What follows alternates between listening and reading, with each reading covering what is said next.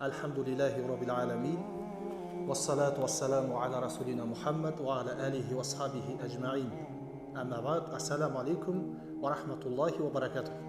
Құрметті қажылар, мына жалпы умра деген бұл зиярат болып саналады. Бұл қасиетті жерлерге зиярат ету деген сөз. Яғни бұл ең бірінші Мәдина қаласы. Нұрланған Мәдина дейді. Мәдинатул Мунаввара. Ең бірінші сапарымыз біздің Мәдинаға болады. Мәдинада біз толық 3 күн боламыз, Алла қаласа.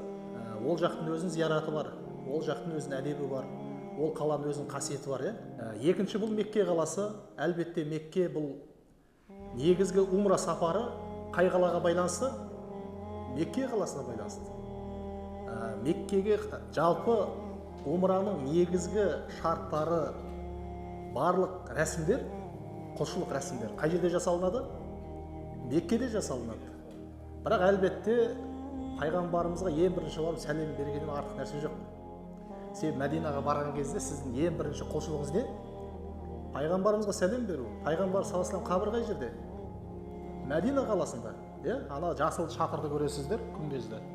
Себебі Мәдина қаласына барған мұсылман пайғамбар саллаллаху алейхи вассалам айтады: кімде-кім мен өмірден өтіп кеткеннен кейін де зиярат қылатын болса дейді мені, тірі кезінде мені зиярат еткенмен бірдей дейді. Қараңыз. Тірі кезінде пайғамбарымызбен жүздескен адам жайлы не айтасыз? Мысалы, бір араңызда бір кісі келіп айтса да, мен пайғамбарымыз көргенмін, 1 сағат сұхбаттастым десе, не айтар едіңіз? Бәріміз соның жанында үйіліп қалушы ек, дұрыс қой. Пайғамбар жүзі қандай екен, әдебі қандай екен, не айтты, тағы қандай, тағы бәрімізге қызық болушы еді ол әңгіме. Ана кісіні жібермейміз енді. Пайғамбар саллаллаху алейхи вассаламды зиярат еткен адам, пайғамбарымызды тірі кезінде зиярат еткен адам секілді дейді. Қараңыз. Ол адамға енді баяғы жартас сол жартас болуға болмайды. Пайғамбарымыз көрген адам ғой ол. Тәлім тәрбиесін алған адаммен бірдей. Сол себепті иншалла құрметті қажылар, біз білуіміз керек, бұл сапар жай бір сапар емес. Бұл үлкен құлшылық сапары. Құлшылыққа толы, нұрға толы сапар. Қараңыз, умраға адам өз еркімен келмейді, құрметті қажылар. Умраға адам Алла тағаланың несімен келеді? Шақыруымен келеді. Кімде-кім айтса, мен ана бір ақша пайда болып, мына жақта ақша шықты, баратым десе, қате пікір. Жапырақтың өзі не істелмейді? Аллахтың қалауымен түседі деген жерге. Жапырақтың өзі, қараңыз. Біз мән бермейсіз ғой жапыраққа. Күнде бақшаңызда қанша жапырақ түсіп жатыр, біреуіне мән бермейсіз, дұрыс қой. Сол жапырақтың өзі, қараңыз, сол жапырақтың өзі Аллахтың қалауымен жерге түсіп жатыр да. Енді сіздей адам, сіздей тұлға, әке, ана бәлкім, бір әулеттің бір сыйлы адамы қасиетті жерге бара жатыр. Өзімен өз бара жатыр деп ойлайсыз ба? Өзімен өз бара жатыр деп ойлайсыз ба? Жоқ, әлбетте, Алла таңдады ғой оны. Белгілі бір кезеңдерден өтті, сағыныштар пайда болды жүректе.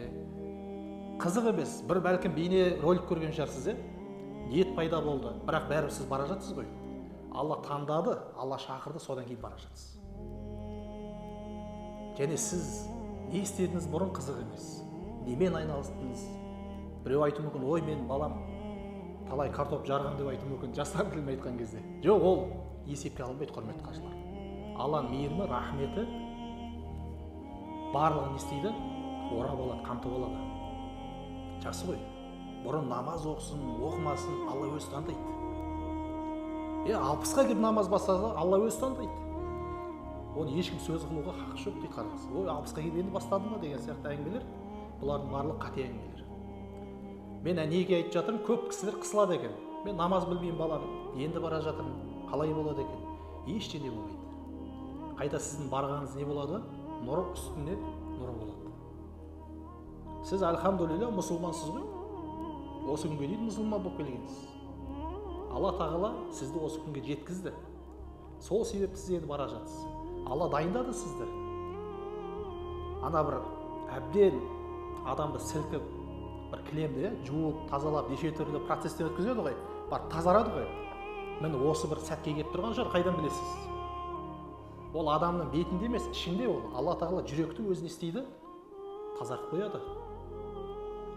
Адамның ниетін тазартады, пейілін тазартады. Содан кейін Алла өзі таңдап құлды. Міне қараңыз, бір ауылдан бір кісі келді, 5000 адам бар ауылда. Сіз келдіңіз де сол ауылдан.